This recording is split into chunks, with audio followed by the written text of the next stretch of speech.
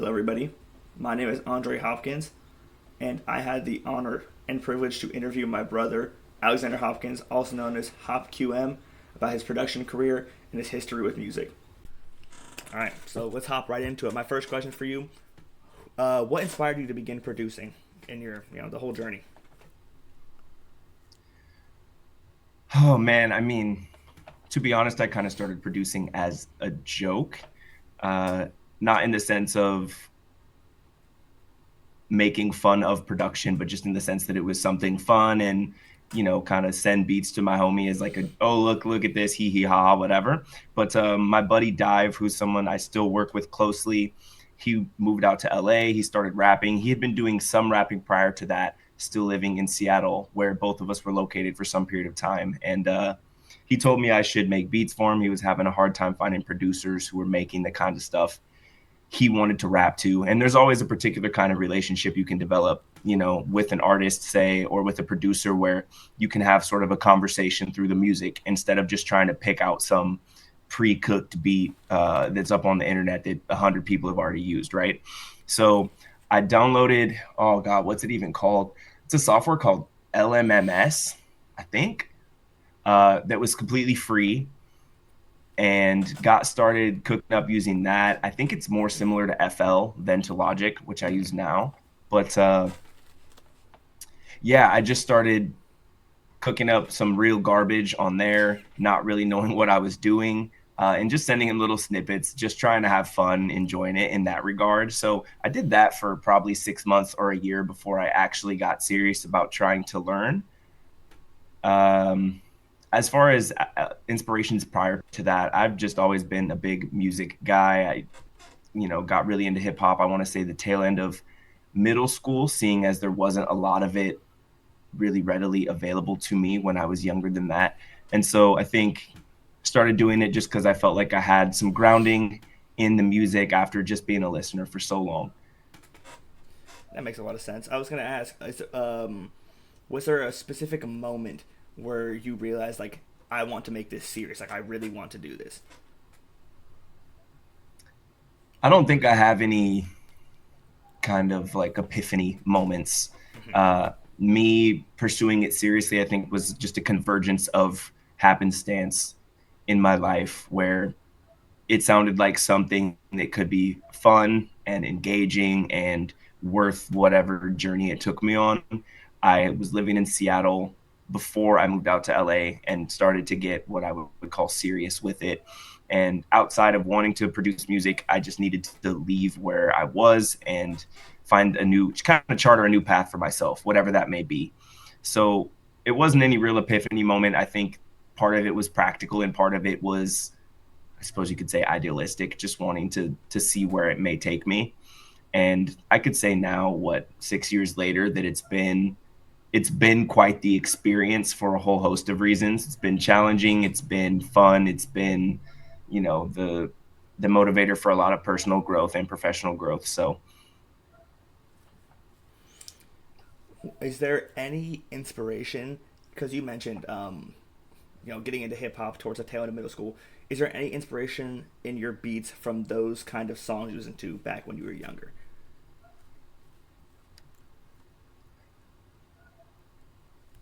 absolutely, I think it's hard for me to put into particular words. I wouldn't say this particular song or this particular even album from an artist. I think inspiration for me is more so in the feeling of the music. I think that era, kind of the late 20 aughts going into the early 2010s, it just feels like music, and today still to a large degree, is just sort of has this tinge of pessimism to it. Mm-hmm. Everything is in minor keys. It's pretty dark. Uh, and a lot of the more up tempo, brighter sounding stuff really exists in juxtaposition to the lyricism that exists on top of it. I Mm-hmm. think a good example of that would be somebody like Gambino, where a lot of his songs that feel on their face like they're positive or optimistic, the instrumentation suggests something different. And when you really try and dig in deeper, you notice that there's a lot more going on beneath under the hood, right? That's maybe somber or otherwise. So I think in my production, that's really where you see the biggest influence. I think I have a strong tendency to make stuff that feels dark. It feels kind of ominous. And I really like working with artists who are able to turn that on its head, who are able to take the feeling the beat gives them, and instead of just doing kind of exactly what one would expect with the instrumental, they're able to kind of turn the feel on its head, where they can make it sound like it's, say, an up tempo upbeat song, when in reality it kind of has this tinge of cynicism or pessimism or sadness to it. So as far as the music that I make and the stuff I like to produce, it tends to be dark, it tends to be a little bit on the experimental edges, and I think that's, I owe that to guys like Kanye and Ludwig Göransson, the producer for Childish Gambino, who have done a lot of those sorts of things where they're integrating new sounds, unconventional sounds, but in a way that feels really palatable. All right. Yeah, I mean, as you know, I'm a big fan of that kind of music, the Gambinos, the Kanyes. So, I mean, I can really hear that a lot of times in your music. And that also would lead into my next question of who are your biggest idol in terms of producing, and are there any specific songs you look up to when you hear it? You're like, that beat is amazing. Well, as far as inspirations, I mean, I named two of the guys already. That would be Kanye, who everyone cites, of course, and then Ludwig Göransson, who I think is a little more esoteric, right? And for anyone who watches films, he's done the soundtracks for a lot of really incredible, uh, blockbuster hit films. So the Black Panther films are going to be Ludwig Göransson. He did the Oppenheimer soundtrack. He more recently has done, I believe, Sinners. So he's definitely one. And then another one that is perhaps not quite so expected for someone who's a hip hop producer would be Phineas. As much as I love Billie Eilish's voice and her vocal control and the things that she does, I really think the reason for her great success has been the production and the way that it showcases her particular skill set. Um, as for songs, my favorite kinds of beats are the ones that can speak to you without a vocalist doing anything.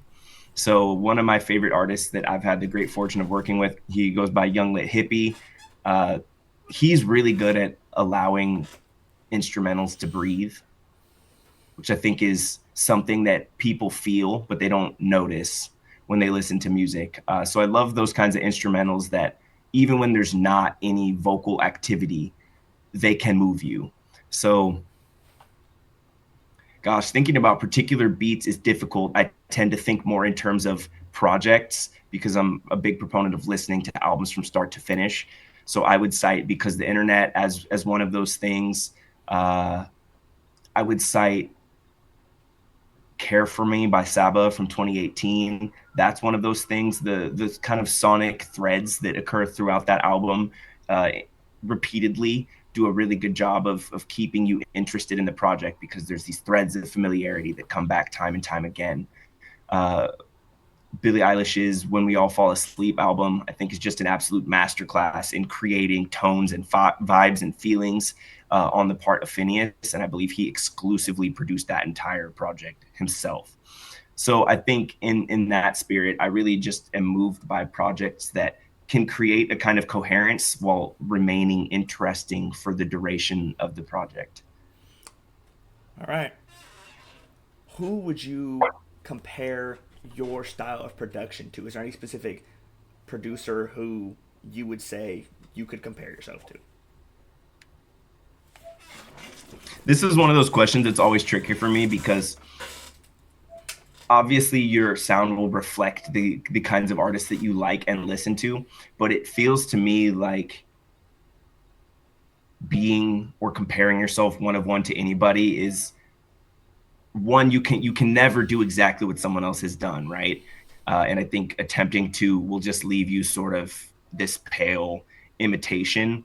And I think likewise, if you're really striving to create your own sound or your own impact, it's important that you differentiate yourself. I would say in tone and kind of in just the sort of chaotic feeling that I really appreciate about his work. I would say Travis Scott is someone I strive to emulate with my production, just because he is great at creating just these whirlwind kind of cacophonies of sound that, again, stand alone. You can listen to them independently without his vocal work, and they sound great. And they do have that kind of like dark, ominous feeling. I would say my one, not even criticism, the one thing that I feel like I would like to do differently than him, he's really known for his beat switches, right? Some of his beat switches to me feel kind of stark, and that's a choice, right? It's a sound. I think it's really cool, but I really like things that feel a little more coherent. There's kind of the smooth sliding in and out of two different textures. So in that regard, I think he's someone that I strive to emulate to some degree, but again, in the spirit of making sure I'm still being myself instead of trying to be any other producer. That would be one of the differentiating lines that I'd draw. Yeah, I feel like Travis Scott's one of those people who's very underrated in terms of his musical production. I feel like there's a lot of specific examples I could think of personally where when it's a beat I listen to and I'm like, wow, that was insane. I think specifically like Stargazing is one of those beats I really love. I love that one off of Astro World. Incredible. Well, and I think when people talk about liking Travis Scott as an artist, I find that there's this interesting overlap between EDM fans and Travis Scott fans. And I think the reason people say they're a fan of Travis Scott is his production. I don't Yeah. really see people talking about how he killed a guest verse, like a feature on someone else's beat, which isn't to say that he's a bad rapper, but I just don't think that's really his selling point. Yeah. Right. So as far as him being underrated, I hear that because I don't think people outside of the sort of more narrow hip hop community talk about how great his production is. But I think to the layman, the normie, shall I say, when they talk about liking Travis Scott, they're really talking about his production skill. And I think in the same vein, when people talk about liking Billie Eilish, I wonder to what degree they're talking about being fans of Phineas in his production. Yeah. I mean, that would make a lot of sense. He has some pretty crazy beats. I mean, I love that beat on Birds of a Feather. That one's really good. Big fan of that one. Versus of other. Yeah. There's one beat. I cannot remember the name of it right now. It's gonna bother me, but it's off of not her most recent album. I think it's from 2022. That I think you've brought it up before when I've talked to you. I can't remember the name of the beat at all. It's really just. Well, you got to have something you remember from it. Give me some vocals or something. I I'll remember probably you said you like it kind of explodes at the end. Oh, you're talking about the title track. It's Happier Than Ever. Happier than ever. Yes. Yeah. And that's one of those songs that's a great example of the ones that have these slow sort of changes instead of these stark aggressive ones, right? Yeah. So that one it starts with this kind of sweet sounding acoustic guitar, and then there is a demarcation where it moves into this electric guitar, but it's really lightly amplified, right? Hmm. So it's you almost don't notice it. What you really feel is sort of a tonal shift in the song. But if you were to play someone the last 30 seconds of that song immediately after hearing the first 30 seconds, they would have no idea that they were the same song. Yeah. And it's not because it's two different beats stitched together. It's because it was one idea that was really masterfully manipulated over the course of time, right? Yeah. Yeah, and I think perhaps to that point also, the reason I was less of a fan of Billy's most recent project was because it felt more like Billy as opposed to them constructing complete sonic soundscapes. It felt like a lot less Phineas presence, and I felt that. All right. Yeah, that makes sense. I haven't had a chance to listen to it yet, but I'll have to. After hearing you talking about it, I'll have to It's check worth it out. listening to. It is, but it just can't, in my opinion, hold a candle to the two projects that preceded it, which, I mean, leaves it a lot of room to still be fantastic because Yes. the two before that were Just amazing. Yeah, I've heard those too. unreal. Yeah. So, what do you think is the best era for production? So, like 80s, 90s, 2000s, 2010s. Mm. So hopefully there aren't any old heads that listen to this, because these are the kind of takes you get into that make the old heads mad. Now, I have the same kind of feeling about early hip hop rap. like rappers as I do about early hip hop producers. And I think we have this horribly biased point of view wherein, like, if you listen to these cats from the 1980s rap, like they'd get wrapped into a body bag by the guys today. And it's not because they were bad, it's because they were paving the way, right? There was nothing to go on. Whereas these guys today are building on this 40 or 50 years of legacy, right? So you even listen to like that, and the example I like to use is that family and loyalty joint with Oh, Gangstar and J. Cole. Great tune, but like J. Cole comes in and just eats them up, bro. There's just eats them up. And so I have the similar feeling about production when you listen to these old school tunes. I mean, to pick an example that people know, Juicy by Biggie. That beat's great. That beat is just a loop from like directly from another song, right? hmm. So what they were doing then was just taking these soul records or R&B records and just looping them up essentially, which, you know, for the time it was the thing, and they're able to create these really catchy, cool ideas. But over time, you see things, of course, grow and expand. And in the 20 aughts, you have Kanye, who kind of really flips the soul beats instead of just looping them up, right? Hmm. And it's this whole new phenomenon, such that you still get new records that are just flips of soul beats, and they still have the same feeling they did then, just because of there's a certain quality about them. I think as you move out of the 20 aughts into the early 2010s, and even into I think the middle of that decade, 2015, 16, 17, I think that's probably the peak decade, like '05 to 2015. Hmm. And again, here's where I start to sound like an old head, because I listen to some newer production and a lot of it, the songs are 2 minutes long and it's just one beat, man. It's Yeah. just, there's no nuance to it. It's just a heavy 808 with catchy trap drums and a goofy little flute, and they call it a track, you know? I have a good friend who, when he makes fun of some rappers, he'll say that they have knick-knack, paddywhack ass bars. And like, that's kind of what old hip hop feels like to people like us. Hmm. And then the new hip hop, to me, large parts of it sound like knick-knack, paddywhack ass bars, except they're just super vulgar. Hmm. So if we're talking about production and lyrical quality, of course, there's always exceptions and outliers. I think '05 to 15 is where you get the widest breadth of innovation and actually high quality production, as so far as like producing things, not producing music, right? Just output. Um, it feels like we've almost pigeonholed back into nonsense Hmm. since then, which again, I sound like an old head. I'm sure there are 15-year-old kids that would hate that take, but so be it. So that would be my opinion on it. And I'm hoping that there becomes another meaningful divergence where we start to get tasteful and interesting stuff again. And I really hope it isn't the case that hip hop as a genre kind of has seen its 15 minutes and that that's going to be that. Hmm. Um, Even though it does feel sometimes like that's what's happening. I mean, we can only hope, right? You know, that there's going to be some sort of bounce back resurgence in the thoughtfulness behind a beat, behind the lyricism, behind, you know, because you still have these older rappers like, you know, J. Cole, like Tyler the Creator, like Kendrick Lamar, who still care about the lyricism aspect, working with the beat versus having the beat and the lyrics. Agreed. Yeah. Well, and it seems to me more so, and I think this is the better diagnosis perhaps of what's happening.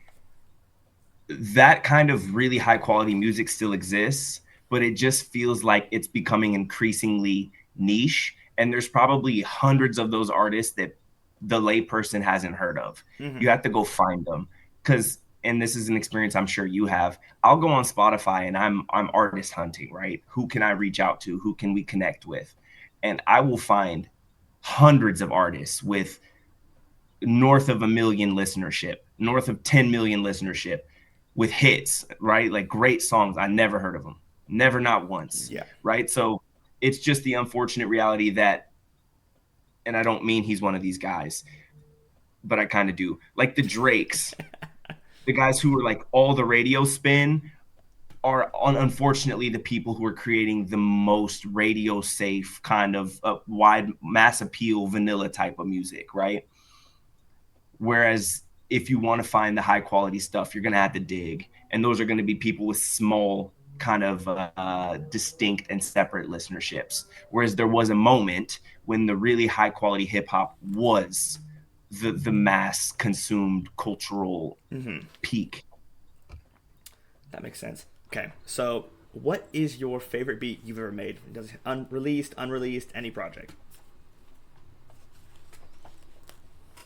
That feels like something I should just like have an on deck answer to, but I don't. So what I'm gonna do is pull up my playlist and we'll come up with it. Just on the fly. We'll figure it out.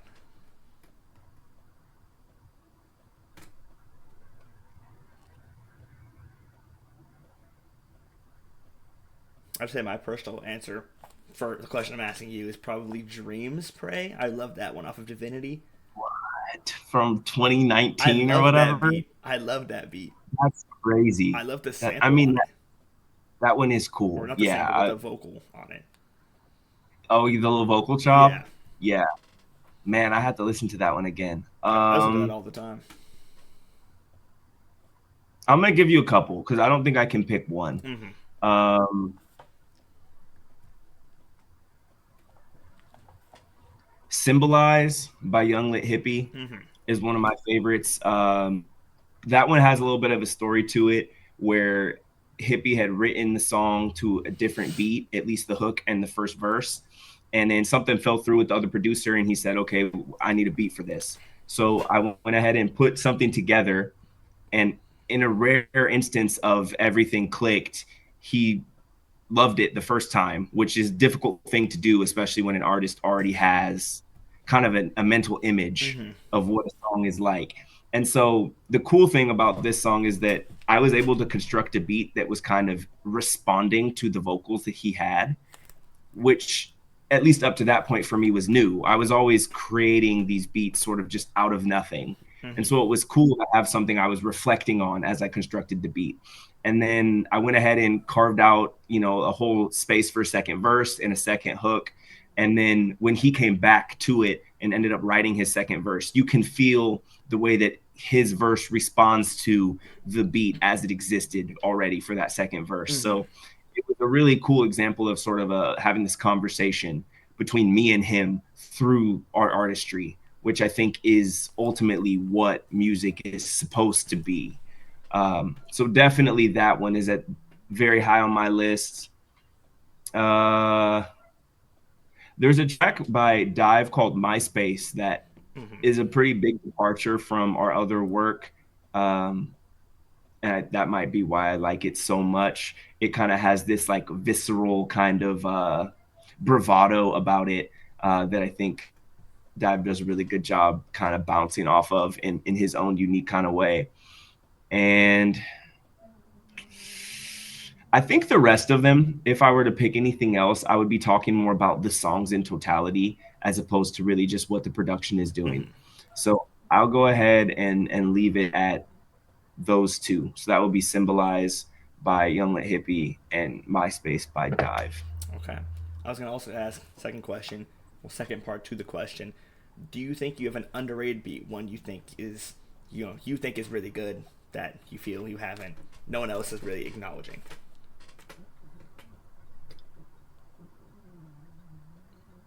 There's a song that I did with Dive called High Stakes, which, and this is always how it works, we both felt really good about that particular track for a whole host of reasons, but the beat has a really weird,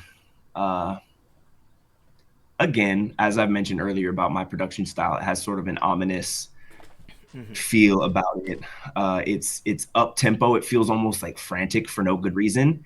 And to kind of further on your question initially, I think the way that Dive responds to it on the beat, he feels almost too relaxed for the emotion that the beat is conveying, which I think presents this cool like outward calm versus inward panic sort of dynamic. through the whole thing. So that one for sure. And there's an unreleased track as yet, and I think Dive's still working on actually writing. The beat is just called Butterfly, because it was somewhat inspired by some of the work that Kendrick did on To Pimp a Butterfly. Mm-hmm. There's a couple records he has on that where, well, one in particular where it feels more like spoken word, like slam poetry, Mm-hmm. than it does like a hip hop song. So specifically, that would be For Free. Mm-hmm. That's the second song on that Yes. project. Yep. I took from that, not really in form, not really in instrumentation, not really in any way other than just the feeling that it gave me. So I'm optimistic about that one. And as soon as we finish up the current project, that's one that will eventually see the light of day. Yeah. It's gotten sidelined for a little bit, but we'll come back to it. Hopefully, we can see that one sometime soon. I mean, the way you're talking about it, the way you seem excited about it, I'm excited to hear Yeah, it. yeah.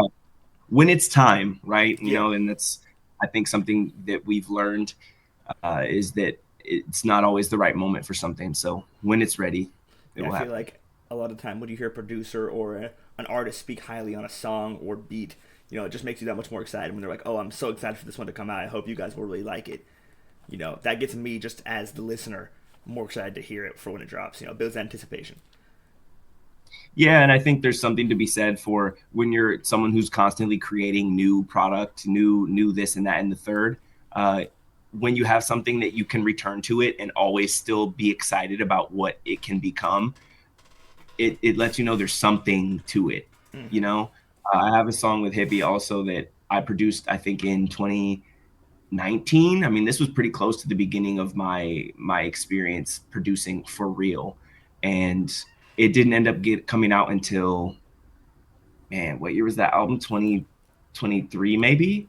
So that one was 4 years in the making Mm-hmm. from when it was originally produced until we actually put it out. So same thing, and I still have a lot of affection for that song for that reason. Makes sense. If you could pick one artist or multiple to produce for, who would you choose?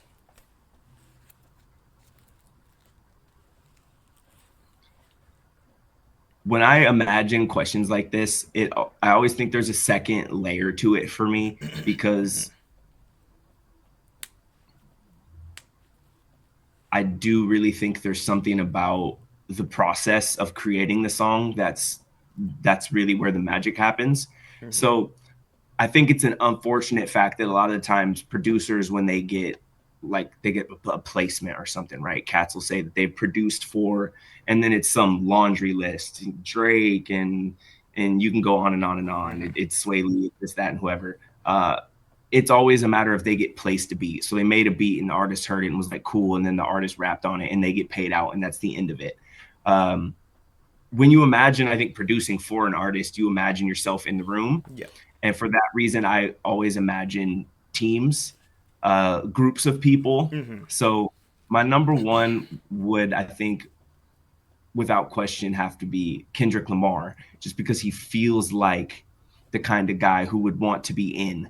He doesn't seem like the kind of guy who would buy a beat. He seems like the kind of guy who would hear a beat and have ideas about where it could go, and he would want to work with you to Mm-hmm. manifest whatever it was that he heard. So that first and foremost, plus the group of guys he has around him. You're talking Soundwave, you're talking, gosh, of course I blank on the whole team, but you got like Hitmaker and all those guys like that, right? So So like DJ that would be Dahi. incredible. DJ Dahi, yeah, that would be a crazy room to be in. Other ones would be, of course, the Gambino Ludwig Göransson team. Mm-hmm. Ludwig has been producing for Bino since before people had any idea. I mean, that was 09, 2010 maybe. Mm-hmm. And finally, I don't really care what the cultural pulse on the guy is. It would definitely be Kanye West is up there too. Yep. Uh, the funny thing with Kanye is that no matter what he does that makes people angry for whatever reason, he'll come out the next week with a tune that you're kind of like, damn, that shit goes kind of hard. So it doesn't, it just is a testament to his immense skill that he can say anything. People are raging mad at him, and the next day you still kind of got to bob your head and say, damn, I mean, this dude's been doing this for how long? 20 plus years, and he Mm-hmm. still puts out tunes that are just kind of like the peak. You know, they're upper echelon. They're always fantastic. So for his ability to be both a rapper and a producer and to incorporate other really talented people in the mix, I think he would be another person on that short list. Most definitely. I feel like that's a big dream for a lot of people to produce for somebody like big, like Kendrick, Kanye, Gambino, a lot of those big time, huge superstar. I mean, rappers. I was gonna ask you some questions. Last few questions here. I want to pivot away from just the production side and ask you about. I know you play the bass. You've been playing it for a while. What inspired you to start playing the bass? My dad, Mm-hmm. right? So you know this. My dad was always great. Our dad was always great about not making me do anything. So and maybe my memory on this is shaky because I was a little kid. I'm not one of those people that's so fortunate to have kind of like this encyclopedic memory of their childhood. Mm-hmm. I kind of just get it in flashes and bits and pieces. And I remember being probably 9 and wanting to play bass, but my dad, it was really important to him that it was never forced on me. And so I remember mom kind of saying, like, come on, like he wants to, let's let him do it. And then if he decides later he doesn't want to, he doesn't want to. So I think it was really just that. It started as just wanting to be like my dad. And then I realized later, I'm not sure which way this works. I don't know if it was playing the bass that made me the way that I am, or if it was the way that I am that made me want to continue being a bass player. But the stories I was always told by my dad about what it meant to be a bass player in a band and what his job and his role was are the exact same things that I found myself doing in every group I've ever been in, right? You have to know everybody's parts. You're kind of this glue between the rhythmic section being yourself and the drums, and the melodic section being the guitars and the vocalist, and then again redundantly yourself as the bass. You're kind of this bridge. um, you got to count everything. You have to be the glue that kind of solidifies everything. I think a good drummer is essential to having even a halfway decent band.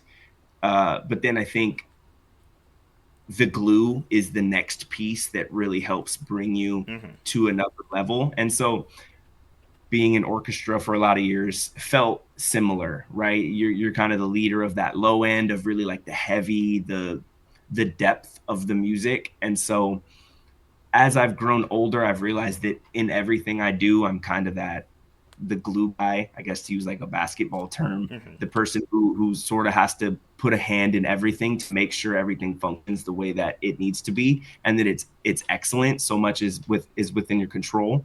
Um, and I think that's been an interesting pathway to learning, and to learning that I'm also a lot more like my dad than I ever would have imagined when I was younger in a lot of interesting ways.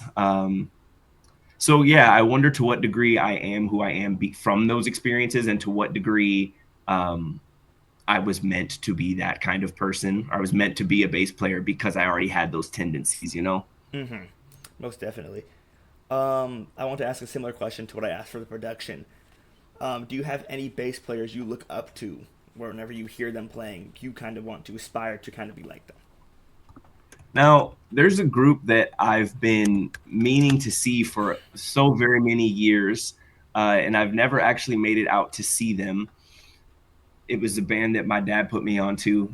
Now, the bass player question is funny because there's always like a pretty distinct selection of people that bass players choose. Mm-hmm. And I think in the same way that for producers, like you'd mentioned, there's some short list of artists I think that people tend to talk about.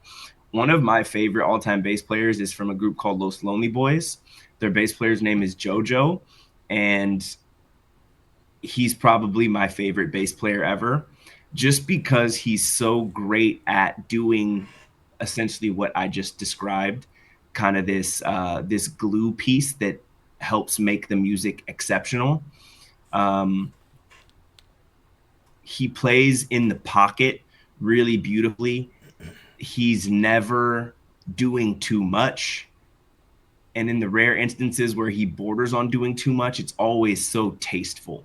So they have a handful of songs where his bass lines really, to me, are the soul of the song. They're really popular for Heaven. That was their one big hit. But a couple of their other tunes I could think of off the top of my head be Senorita is one where the bass line is fantastic. In Heaven, the bass line's pretty subdued, but it does a really good job leading the song in a meaningful way. What else? Oh, Nobody Else is one of my favorites that he does also. His just bass lines are they're playful, they're engaging, and they do a really good job of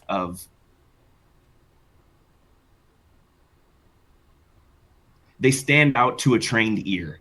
But to a lay person, to someone who isn't accustomed to listening to bass lines, they do a great job melding in and leading your ears to the right places. I feel like, growing up around music, both of our whole lives, I feel like, especially with bass, I hear bass more on different songs, tracks, and I've grown accustomed to keeping an ear out for it. And I found it, honestly, at this point, I think I enjoy bass solos more than I enjoy like the guitar, electric guitar kind of solos. Yeah, and I think it's interesting too, because our mom will talk about how she never really heard or listened to bass until um, meeting our dad, and there is really an element of it where I think it gives this new depth to your appreciation of music. Um, Someone else that I'll name, just since we're on the topic too, the original bassist for Paramore. His Mm-hmm. name is Jeremy Davis. This is another one of those guys that if you listen with that ear that you're describing, if you're locked in on what the bass player is doing, he's so good. Misery Business, the bass line is Mm-hmm. awesome. Still Into You, Ain't It Fun? I think he plays in drop C sharp tuning, which to musicians that means something. And that whole incredible, tasteful.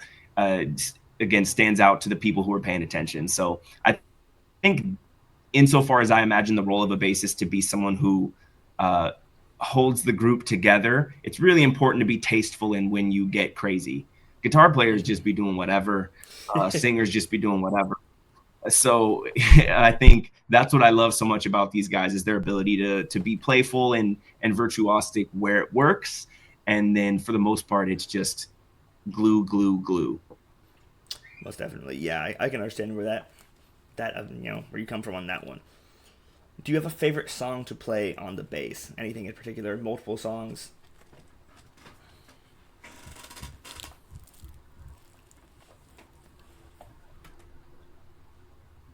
Kind of a niche one. I so again, I think a lot of times the fun songs are the ones that are sort of crazy. Mm-hmm. So I mean, I like playing the Higher Ground, the Red Hot Chili Peppers version, right? Flea does some crazy stuff on that one. I really like You Ought to Know by Alanis Morissette. That one is fun. My favorite though is probably a Hootie and the Blowfish song, which I have been made fun of for in the past. It's called Not Even the Trees, and the bass line is really simple, but it sings. It's Mm-hmm. one of those rare songs where I feel like the guitars kind of are what melt, and they sort of create this pretty soundscape.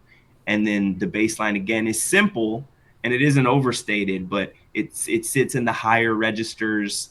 Uh, and I really think the best way to describe it is it sings. It kind of Mm-hmm. carries the melodic body of the song, and it's really expressive.